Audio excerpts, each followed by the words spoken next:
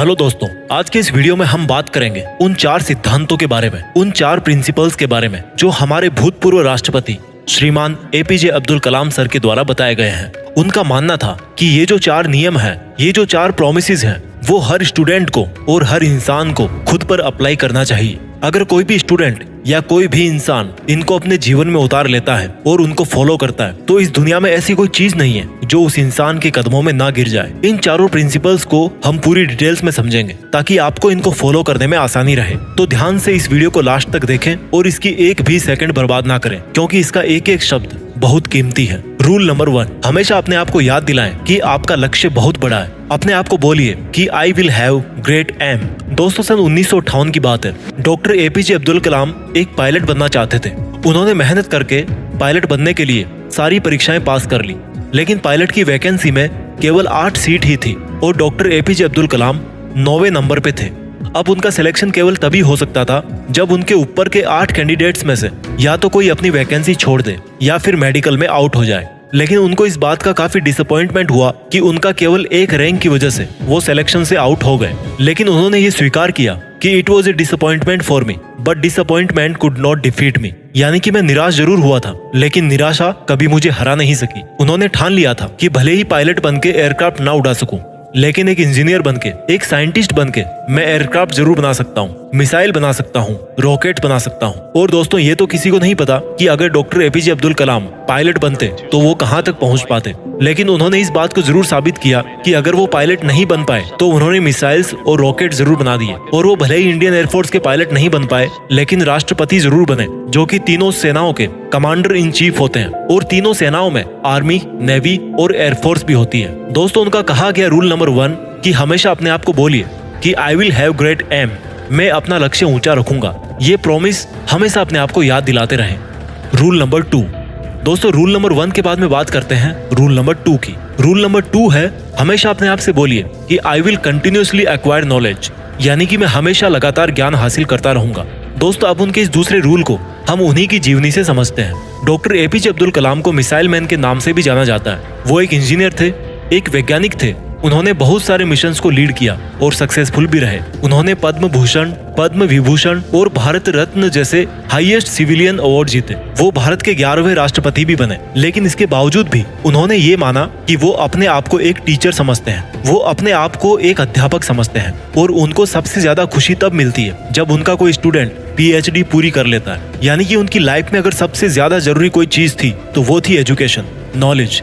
उनका मानना था कि एजुकेशन के लिए, यानी कि ज्ञान के लिए, जो सबसे बेस्ट टाइम होता है वो होता है स्टूडेंट लाइफ। और किसी भी इंसान की सक्सेस के पीछे उसकी एजुकेशन का, उसके नॉलेज का सबसे बड़ा हाथ होता है। उनका ये मानना था कि अगर एक स्टूडेंट का सबसे प्राइमरी कोई जॉब है तो वो है अच्छी शिक्षा ग्रहण करना। एक विद्यार्थी को एजुकेशन के अलावा किसी दूसरी चीज के बारे में नहीं सोचना चाहिए। अगर एक स्टूडेंट एजुकेशन के अलावा कुछ और करना चाहता है तो वो वीकेंड्स में किसी हॉस्पिटल के बाहर गरीब लोगों के प्रति अपनी संवेदना व्यक्त कर सकता है, उन्हें खाना दे सकता है, उन्हें खुशी दे सकता है, पेड़ पौधे लगा सकता है, दूसरे लोगों को भी शिक्षा दे सकता है। लेकिन इन सब कामों के बावजूद भी एक स्टूडेंट के लिए केवल नॉलेज हासिल करना ही सबसे पहली प्राथमिकता होनी चाहिए। यानी कि आपको हमेशा अपने आप को ये याद दिलाना है कि चाहे कुछ भी हो, मैं सीखना नहीं छोड़ूंगा। दोस्तों, पहला रूल था अपने आप को याद दिलाना कि I will have great aim, और दूसरा रूल है अपने आप को याद दिलाना कि I will continuously acquire knowledge. इसके बाद में बात करते हैं रूल नंबर 3 की। Rule number 3, doctor APJ Abdul Kalam का तीसरा नियम था कि अपने आप से हमेशा ये प्रॉमिस करें कि मैं हमेशा हार्डवर्क करता रहूंगा, यानी कि I will do hard work. दोस्तों, 1973 की बात है। विक्रम साराभाई अंतरिक्ष केंद्र के चेयरमैन प्रोफेसर सतीश धवन ने डॉक्टर एपीजे अब्दुल कलाम से कहा कि हमें एक सैटेलाइट लॉन्च व्हीकल बनाना है, यानी कि एक ऐसा रॉकेट जिसमें हम सैटेलाइट रख करके उसको अंतरिक्ष में भेज सकें। डॉक्टर एपीजे अब्दुल कलाम ने इस काम को पूरी जिम्मेदारी के साथ स्वीकार किया।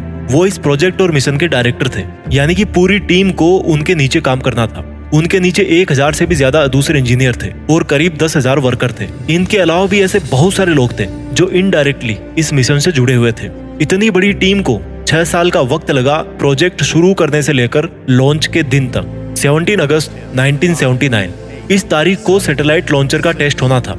लॉन्च के 8 मिनट पहले सारा कंट्रोल कंप्यूटर के हाथों में दे दिया गया, लेकिन उसी वक्त एक चेतावनी आई कि लॉन्चिंग में कुछ दिक्कत है। लॉन्च के ठीक 4 मिनट पहले ये डायग्नोस किया गया कि लॉन्चर में कुछ लीक्स हैं। लेकिन उनके टीम के जो एक्सपर्ट थे उनकी ये राय थी कि लीक्स के बावजूद भी रॉकेट में इतना सफिशिएंट ऑक्सीडाइजर है कि वो अपना लॉन्च जारी रख सकते हैं। और मिशन लीडर होने की वजह से डॉक्टर कलाम को ये डिसीजन लेना पड़ा कि वो रॉकेट को लॉन्च करेंगे। लेकिन लॉन्च के कुछ मिनट्स बाद ही वो रॉकेट पृथ्वी की कक्षा में ना जाकर बंगाल की खाड़ी में जाकर गिर गया। 6 साल की मेहनत, हजारों लोगों के कई लाखों वर्किंग आवर्स, जनता का पैसा और मिशन फेल हो गया 2 मिनट में। लेकिन जैसा कि डॉक्टर एपीजे अब्दुल कलाम रूल नंबर 3 में बताते हैं कि हमेशा अपने आप को याद दिलाते रहें कि आप कड़ी मेहनत करते रहेंगे। ठीक उसी नियम का अनुसरण करके डॉक्टर कलाम ने अपनी टीम के साथ 1 साल और कड़ी मेहनत करी और प्रोजेक्ट के शुरू होने के 7 साल बाद आखिरकार उन्होंने साबित करके दिखाया कि कड़ी मेहनत आपकी असफलता को सफलता में बदल सकती है। यानी कि दोस्तों, हमेशा अपने आप से कहते रहें कि I will do hard work. 4 rules में से 3 रूल्स हमने समझ लिए। रूल नंबर 1 था हमेशा अपने आप से कहें कि I will have great aim. Rule number 2, हमेशा अपने आप को याद दिलाएं कि I will continuously acquire knowledge. और रूल नंबर 3 है I will do hard work. अब बात करते हैं रूल नंबर 4 की।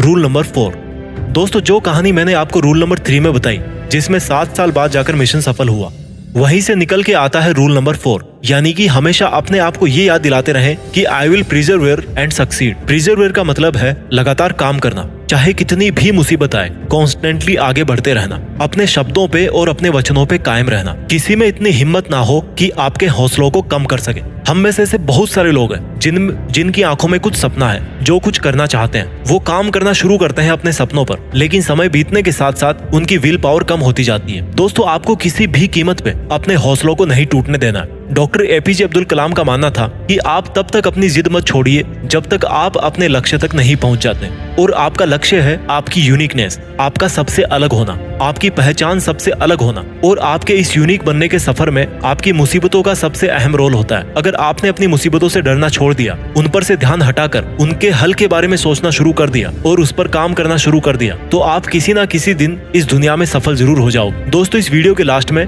मैं इन 4 रूल्स को रिवाइज कर देता हूँ। रूल नंबर 1, अपने आप को याद दिलाएं कि आपके पास में एक बहुत बड़ा सपना है। You must have a big dream. Rule number 2, अपने आप को हमेशा याद दिलाएं कि आपको कभी सीखना नहीं छोड़ना है। Means you must continuously acquire knowledge. Rule number 3, कड़ी मेहनत करें, मेहनत में कोई कमी ना छोड़ें। और रूल नंबर 4, उस मेहनत को लगातार करते रहें। और ऐसा अगर आप करते रहोगे तो आप एक दिन जरूर सफल हो जाओगे। दोस्तों, आज हमारे बीच में मिसाइल मैन, इंजीनियर, वैज्ञानिक और भूतपूर्व राष्ट्रपति डॉक्टर एपीजे अब्दुल कलाम सर नहीं है। जैसा कि उन्होंने बताया था कि वो अपने आप को एक अध्यापक ही समझते थे। उन्होंने अपनी आखिरी सांस भी Indian institute of management Shillong के स्टूडेंट्स को एक लेक्चर देते हुए ली, जिस लेक्चर का टॉपिक था creating a liveable planet earth. वो 4000 वर्ड्स का उनका लेक्चर अनफिनिश्ड ही रहा। मानो उनका कहना ये था जाते जाते कि वापस फिर आऊंगा लौट के। लेकिन प्रकृति के नियम को कौन बदल सकता है। आइए आज हम एक शपथ लें कि जो रास्ता हमारे डॉक्टर एपीजे अब्दुल कलाम सर ने हमें दिखाया, उस पर हम लगातार आगे बढ़ते रहें और अपने वचनों पे कायम रहें और अनंत समय तक डॉक्टर एपीजे अब्दुल कलाम सर को हमारे खुद के अंदर जिंदा रखें और पूरी दुनिया को दिखा दें कि हिंदुस्तान से बेहतर कोई दूसरा देश नहीं हो सकता। अपने सपनों का पूरी रफ्तार के साथ पीछा करते रहिए और देश में खुद के साथ साथ दुनिया में देश का नाम भी कीजिए। जय हिंद, वंदे मातरम।